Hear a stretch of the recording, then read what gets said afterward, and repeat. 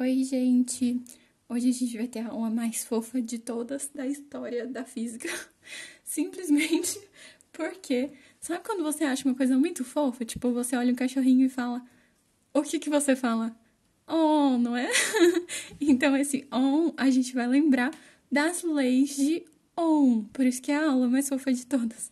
Então, a gente vai, primeiro de tudo, entender qual é a diferença entre resistor e resistência. Quando você tem um chuveiro na sua casa e queima, o que você fala que queimou? Você sai gritando por aí, pela casa, dizendo queimou a resistência do chuveiro. Mas fisicamente, não é a resistência que queima, porque resistência é uma propriedade do resistor.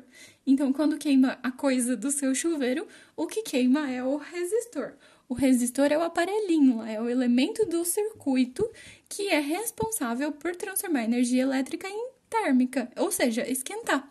E no nosso circuito ele vai aparecer ou como um quadradinho com errinho, ou como um zigue-zaguezinho, assim, um vai e vem, não sei como dizer isso. Então, esses são os dois jeitos em que vai aparecer o resistor.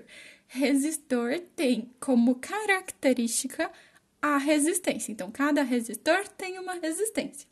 E o que significa resistência elétrica? Então, resistência elétrica não é um elemento, não é uma peça. É uma grandeza física que vai indicar, né, que vai, diríamos, medir a dificuldade que as cargas têm de passar por aquela peça, por aquele resistor. Então, a dificuldade de passar corrente vai ser a resistência, por isso chama resistência, né? Então, ela é uma característica do resistor. E a resistência, que é a grandeza, grandezas físicas têm unidade de medida. Então, essa é a grandeza física. A resistência é medida em Ohm, que tem como símbolo a letra grega ômega maiúsculo, que é tipo uma ferradurinha, que é símbolo daquele jogo lá que vocês gostam. Então, a gente vai chamar de Ohm. Eu costumo chamar de unidade mais fofa de todas, porque você vai colocar lá, por exemplo, R igual a 5 Ohm. Então, esse errinho que vem aqui do lado do resistor, do símbolo do resistor, é o valor da resistência desse resistor.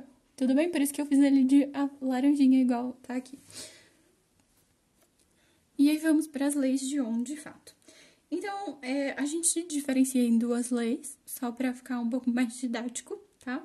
E leis de Ohm em homenagem ao cara que estudava isso, tá bom? Que tinha o sobrenome Ohm. Então, começando pela primeira lei. Primeira coisa, a gente vai chamar alguns resistores que vão ser especiais, não são todos, tá? Mas esses resistores a gente vai chamar de ômicos. Basicamente significa que eles obedecem às leis de Ohm. Então, para um resistor ômico, a gente pode perceber que, dependendo da diferença de potencial que a gente coloca passando por ele, né? Dependendo. Lembra que a diferença de potencial era a pilha? Então, se eu tiro uma pilha e ponho outra pilha com uma DDP maior, eu vou perceber que a corrente que passa por ele também é maior. E aí, se eu for variando, colocando várias diferenças de potencial, eu percebo, eu meço a corrente e vejo que ela vai aumentar proporcionalmente. Então, se eu construir um gráfico de um resistor de DDP em função de corrente, para um resistor que seja ômico, a gente vai obter uma reta. Uma reta que é a curva característica de um resistor ômico. Então, se eu fosse fazer a equação dessa reta, eu chegaria em uma função de primeiro grau.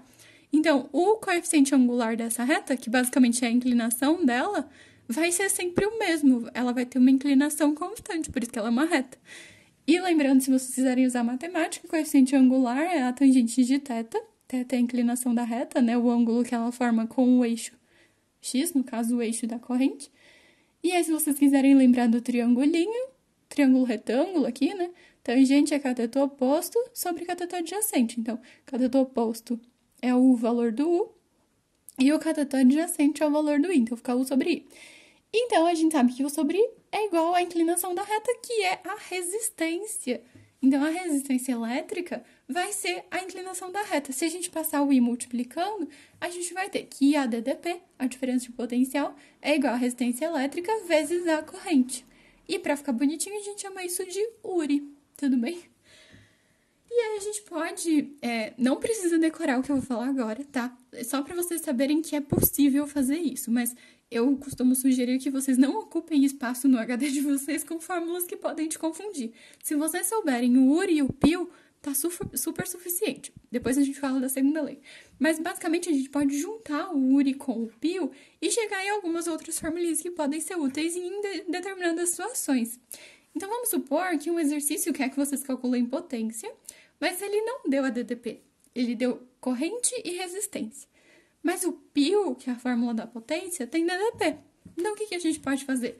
Você pode usar URI para calcular DDP, depois substituir na potência, não tem problema nenhum. Isso é muito mais fácil, dependendo da situação, dependendo do que você prefere, né? Então, você pode usar esse caminho um pouco mais comprido, ou você pode combinar as duas fórmulas antes de começar o problema. Então, o que a gente pode pensar? Tem o PIL, tem o URI. Eu posso substituir o U do URI no U do PIL. Então, no lugar desse U, eu vou colocar R vezes I, porque o U era R vezes I. E aí, I vezes I dá I ao quadrado. Então, a gente tem basicamente uma formulinha nova que é a união dessas duas. E não tem U. Então, se a gente tem um exercício sem DDP, a gente pode usar o PRI quadrado. E a mesma coisa a gente pode fazer caso a gente tenha um exercício sem corrente. Então, o que eu posso pensar? Eu pego o URI, isolo a corrente. Então, vou passar o R dividindo. Aí fica I igual U sobre R. Se eu substituo isso no I do PIL, então vai ficar U sobre R vezes o outro U. U vezes U é U ao quadrado. P igual a U ao quadrado dividido pelo R. Então, por. Só que tomem cuidado, porque aqui tá multiplicando, aqui tá dividindo. Então, usar essas frases é um pouco complicado se você não lembrar qual é a operação que está acontecendo entre essas letras. O que eu já vi de gente que bota o R aqui na frente, dá tudo errado. Então, cuidado, tá bom? Eu recomendo que vocês decorem o URI e o PIL e trabalhem a partir deles. É o que eu sempre fiz enquanto aluna do ensino médio, tá? E para terminar, a gente vai entender de onde vem a resistência elétrica, do que depende a resistência elétrica de um determinado resistor. Então, imaginem que isso é um fio. Como vocês sabem, os meus desenhos são magníficos. Então, isso daqui é um fio.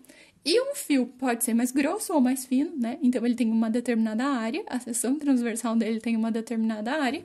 E ele pode ser mais comprido ou mais curto. Então, ele também tem um determinado comprimento, certo? Pensem comigo. Se ele for mais largo, vai ser mais fácil ou mais difícil de os elétrons atravessarem por ali? Vai ter mais ou menos obstáculos. Se ele for mais largo, vai ser mais fácil dos elétrons passarem. Então, quanto maior a área, menor é a resistência. Então, significa que a resistência e a área são inversamente proporcionais, por isso que ela está embaixo. O comprimento, pensem comigo de novo. Se a gente tem um fio bem comprido, ele vai ter muito mais obstáculos para passar do que se o fio for curtinho. Então, quanto maior o comprimento, maior é a resistência, porque vai ser mais difícil da corrente elétrica atravessar. Então, maior comprimento, maior resistência, eles são diretamente proporcionais, por isso que ele está aqui em cima. E também vai depender do material de que o fio é feito. Isso vai ser determinado pela grandeza chamada resistividade. Então, basicamente, isso depende do material que compõe aquele fio, por exemplo. E ela vai ser medida em ohm vezes metro. Então, o comprimento do fio vai ser medido em metro, a área da seção transversal em metro quadrado, porque daí, ó, tem metro aqui em cima, vezes o metro da resistividade dá metro quadrado. Fica ohm vezes metro quadrado, dividido por metro quadrado, corta fica só ohm. Então, ohm é a unidade de medida de resistência, certo? Espero que vocês tenham entendido e até a próxima!